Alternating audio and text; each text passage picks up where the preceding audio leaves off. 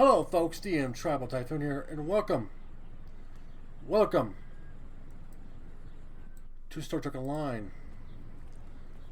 Now, Jack McCoy is taking a back seat because I accidentally overleveled him via duty officers.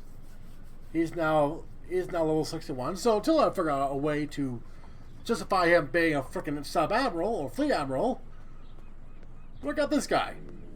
Meet Geta Pay. As you can tell, he's a Bajoran. Now, let's talk about his backstory, shall we? Before we handle the tutorial. Geta was born during the final stages of the Dominion War. His mother, Anyatoga, sadly died a month later when a virus from a bioweapon she made during the Bajoran occupation. But during the Bajoran occupation, in the cell where both her and her future husband were in.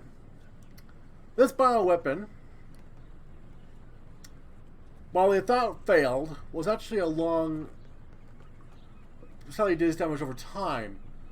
And what it did was, it was unnoticeable to the very end.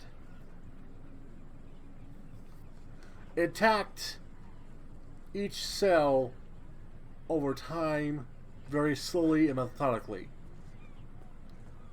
So what each cell looks like is dying is actually just the virus doing its work.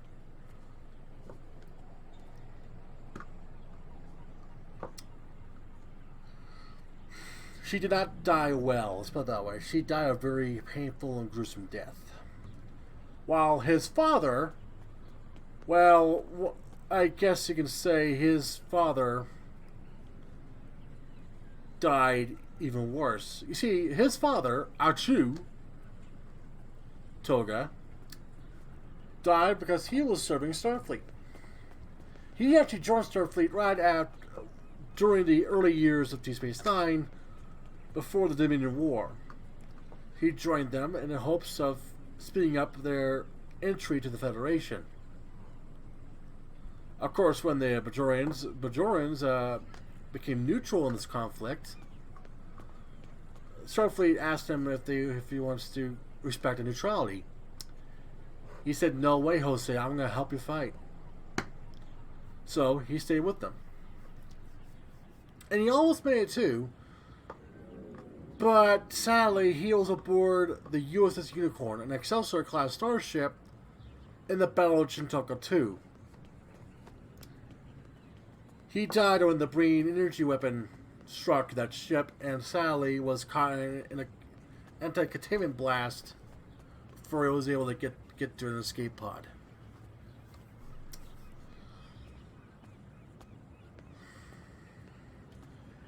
The Bajoran doctors pretty much think that he was also infected with this virus and would have died anyways.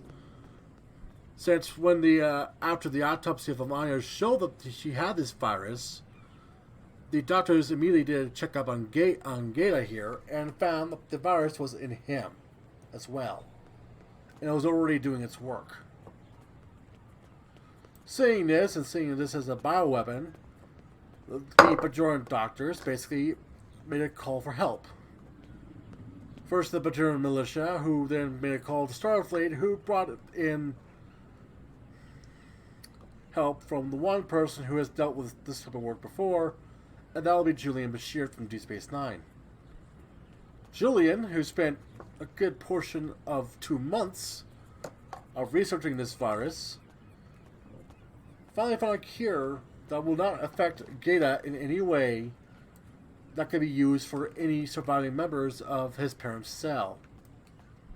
Unfortunately, Geta is the only survivor of this virus, for every other Bajoran died.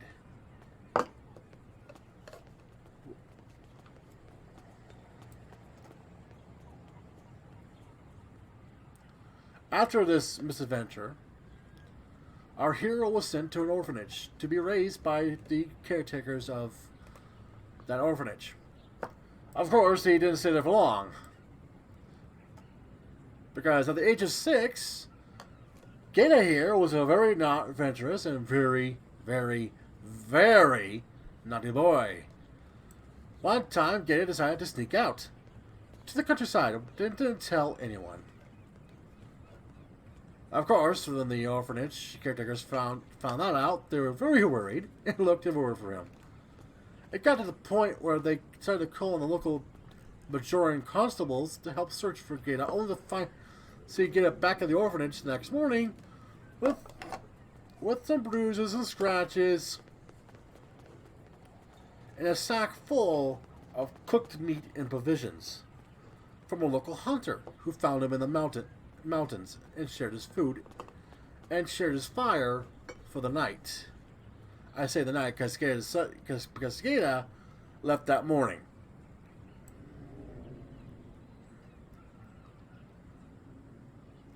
After the stern lectures and the grounding that lasted literally 2 years, Geta will see this hunter again. Because the only reason as to why the grounding ended in 2 years was because the same hunter who went looking for Geta after said boy left after that fire decided to look for the boy because, who would in their right mind would leave a child out in the wilderness? Found him in the orphanage one day. The hunter, whose name is Hey got the Geta right then and there and brought him to his home near the Janitza Mountains. During this time, he taught Geta everything he knew about hunting, from tracking his prey to lining up the perfect shot. He also told Geta stories about his time in the Bajoran resistance during the occupation. He was a very accomplished sniper, and it showed, with several notches on his rifle, one for each Cardassian officer he shot. And there were a lot of notches. By the age of 16, Geta, now a very accomplished hunter, discovered an old Bajoran raider in a cave in the mountains. It was here where the young man got his first taste of flying, which, after several months of reading tech manuals at the local library, which apparently the provincial government didn't think about the consequences of having the entirety of an old quote-unquote jet just available for the public, and buying and playing a flight sim's holiday suite to learn how to fly the Raider. Geta decided to fly the old bird and flyer, which, after 2 months of fixing the old Rakshi, which is what he called it, flew. Only to get arrested 5 minutes later by the Bajoran militia for flying without a license. Upon which Geta paid the fine, was released, was a slap on the wrist, and immediately went to the flight school for a month and then got his license. He would chuckled at this, but saw what the lad was into and tried to do a few calls. By the age of 18, Geta was now a very accomplished flyer in the Arakshi, and a very skilled hunter with his father on hunting trips. It was on one of these trips that Geta got invited to join the Bajoran militia fire squadrons. Thanks to Hugh, who used some of his old contacts from the resistance, he got his son into the Bajoran Militia Academy as part of their interceptor pilot program.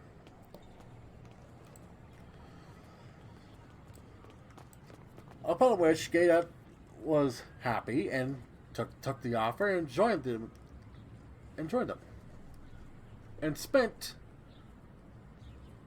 his time in the militia, flying interceptors, learning how, getting trained on the interceptor, and flying in the squadrons, patrolling Bajor.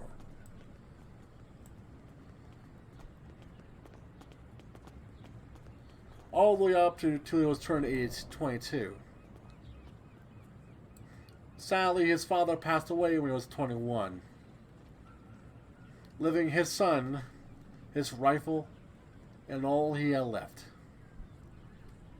It was during this time of sorrow that Starfleet approached him with an offer, which the Bajoran militia also gave him permission to do, because Starfleet was having what one could call a staffing shortage of their fighter squadrons for their new carriers that they designed for the Klingon War. Too many pilots are not die while leaving their hangars and the like. Too many pilots who are too inexperienced with even with shuttles are getting strapped to a Peregrine fighter. So Starfleet, in their infinite wisdom, decided to find fighter pilots from all member species to be handpicked for these fighters. And Geta, being one of the most accomplished fighters of Bajor, was selected for this process, of which he agreed.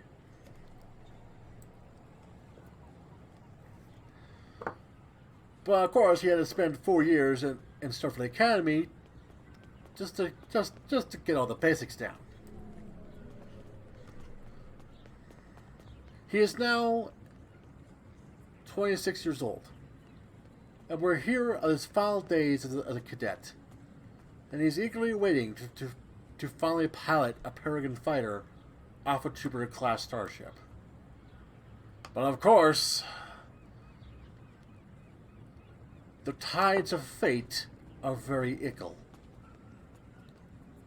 And as we'll soon see, his fate, well, people you can interact with have icons. Let's just say, where's my, let's just say,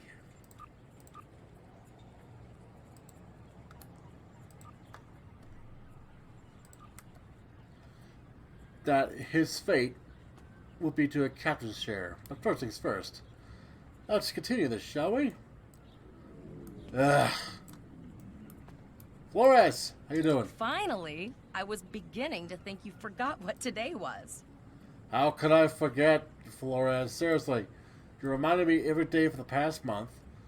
You have several notes on the wall saying today's graduation day. You even set my alarm to say graduation day, said graduation day. Oh, and let's not forget the freaking time you sent me an entire box full of chocolate with the letters graduation day this morning. No, cadet. No, Lisa. I did not forget. By the prophets, seriously, I did not forget. Of course, I was first in line. Oh, before I forget, I think Rasky is just ahead. He wanted to thank you for helping him cram for the astrometrics final. Right. Let's go talk to this guy then. I'm not going to look behind me because that's just going to be distracting.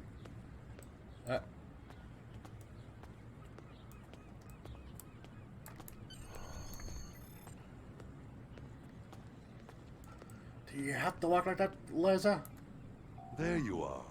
I wanted to thank you for helping me pass that final, and for all the other times you've helped me. I've always admired you.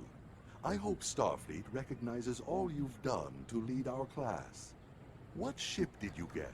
I haven't received my assignment yet, but I'm hoping it'll be the USS Criteria. No, not the Criteria. What am I thinking? The USS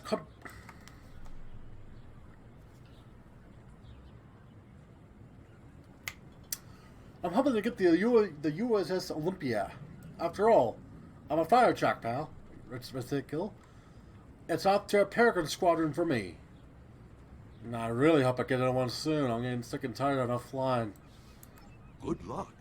Before you report to Lieutenant Farah and get your assignment, you should find Tyrell. She wanted to talk to you. She's just up the pathway. Tyrell? Oh boy. Alright, Liza, we'll do a short jog, because apparently you can't walk.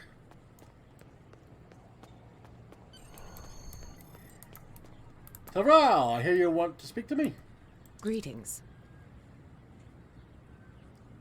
Oh, yes, Sheriff Logan. Rescue City has something to tell me, Tyrell. It was good of you to encourage me to retake the linguistics final. I was willing to accept my original results, but you saw that I was not at my best that day. My score increased by 12.8% on the second attempt, well within my standard norms. Now I am qualified to serve as both a science officer and a communications officer. Was that a hint of emotion on your voice there, Tyrell? Right at the end there. Oh my gosh, you guys do have emotion. By the prophets, I knew it. Oh, what am I saying? I'm not that really. Yeah, you're welcome, Tyrell. Morik would like to see you as well. He is ahead of us on the path. Live long and prosper. Thank you. Your mini-map shows you where your objectives are. An arrow will appear on... But don't need this or done. I've done the tutorial so many times, but this is just the thing. Okay. I think this is the, Morik! My man! How can I help you? There you are. Getting excited yet? Once we finish our training cruise, we'll all be full-fledged ensigns. The buzz is, Captain Taggart hasn't named all of his senior staff yet. From what I heard, the advanced phaser training simulation is tripping people up. Morik, I'm a fire jock. We get officer commissions for being in a fire jock. So while you're being an ensign, I'll be technically a lieutenant. But thank you. Which is something to do with Earth's history.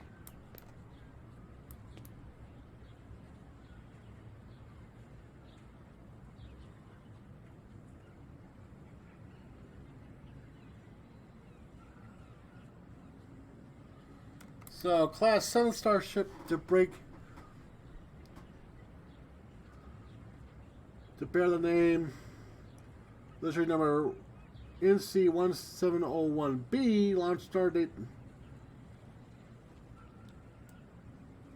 Okay, this is a thing for the Enterprise B. Okay, I thought it'd be a reference to that one episode of TNG where they go back to Starfleet Academy for Wesley. There's those fire pellets. Lieutenant Vera, sir. Good afternoon, Cadet. What can I do for you? Is this where I got my training crew assignment, sir? Yes, I have the complete assignment list here. Name? Cadet get paid, sir. Let's see. Interesting. Report to Captain Taggart. He's in the office behind me. Is there a problem, sir? You're going to have to ask him. Continue. Oh, I'm screwed. I don't think... Oh, no, I'm screwed. I am screwed. I am screwed. Okay, fuck. What did I do wrong? If I don't do well, I don't get into fire jet. This is not good. Ring a bell. Come.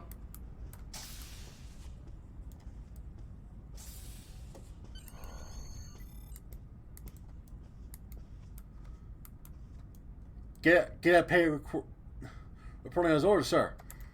Cadet. Sir, you actually been to see me, sir. I did.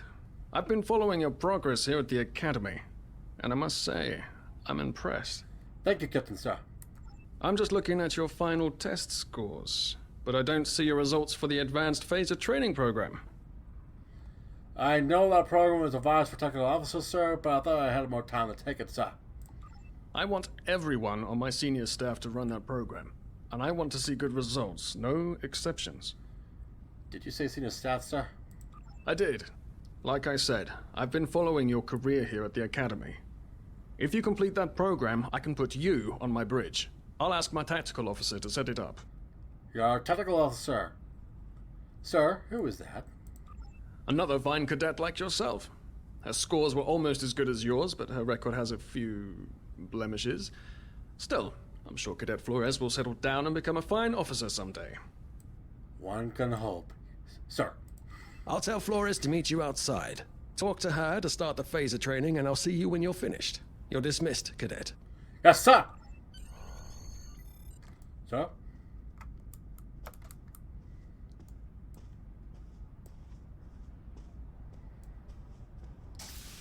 Of course, it's the one time I slept in and did not do my phaser training. Of course, but then again, I know my way with a phaser. Hell, I've been hunting. I'm a hunter. Whatever. Flores! I got the tactical officer spot. Just what I wanted. Where'd you end up? No clue. The captain told me I gotta do my... wants me on the senior staff, but I have to complete the phaser training first. You never did that? I thought you were Mr. Extra Credit. Everyone knows that Captain Taggart expects all his top people to pass that program. Now you tell me.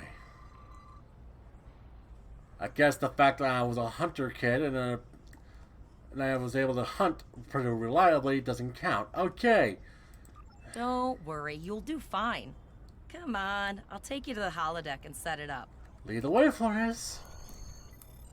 Seems most of our class ended up on Captain Taggart's ship. Well, it could be worse.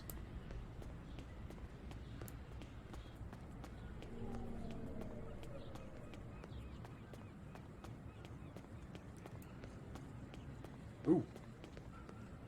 Right there, that was a whale.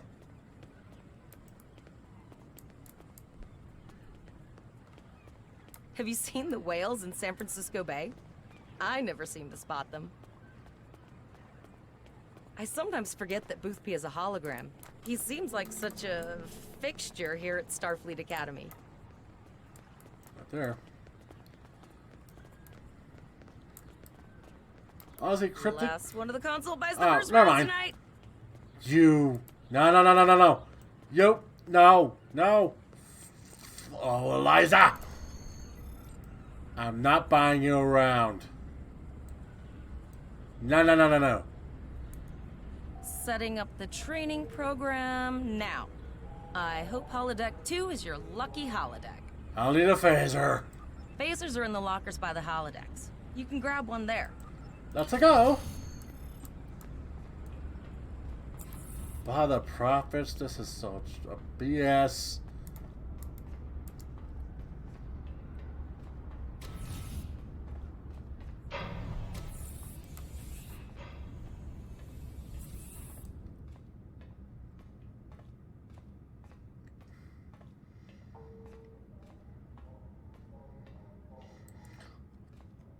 Oh, throw that down.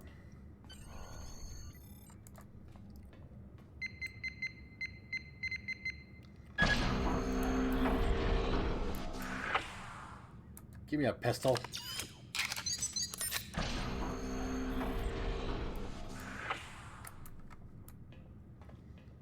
Alright, excuse me, Flores.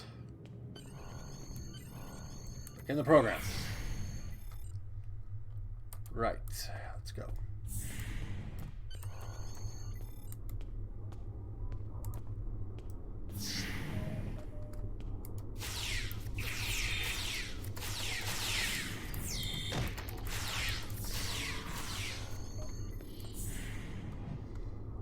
Alright.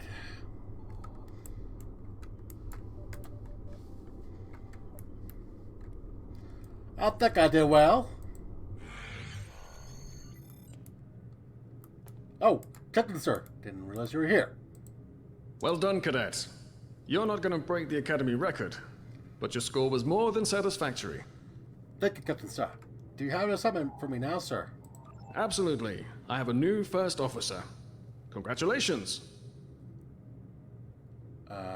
First officer, sir? Yes. You should be proud of your accomplishments here, Cadet. You have a promising career ahead of you in Starfleet. Thank you, sir. It'll be an honor serving with you, sir. This is gonna be a thing. Flores! Apparently I'm a first officer. Oh boy! I mean, I was officer in the Bajor militia, so it's not really new to me. First officer, way to go. Just a little jealous, I'll admit. At least now you'll get to boss us all around like you've always wanted. I think you should start referring to me as Sir now, Laza. Yes, sir. Right away, sir. May I get you a Raktajino, sir? Actually, yes. You're not gonna get it, are you? Funny. Very funny. Very funny, Flores. I'm not laughing. You'll do great. But we should head up to the shuttle bay. Everyone else is waiting there for the ceremonial send-off toast. Still want that Rakajino. Now hear this. All cadets report to shuttle bay to prepare for departure. I don't think I'm gonna get that Rakajino, am I? Okay, all of the senior staff is waiting by the bar. I'm sure everyone's a bit nervous, this being our first real assignment and all. So, I'm expecting an inspiring speech out of you. Something heartwarming. Make Tavrel cry. This mission could just determine the rest of our careers. No pressure. I'll meet you over there. Okay. How the hell am I... How in the world am I going to get the fricking... Oh, no. Before we do, folks, I'm going to end the episode here because it's 27 minutes of recording and I want to spread this out a bit. So, this is DM Travel Typhoon and we'll come back to Geta Pay next time. TTFN, that's all for now. Peace.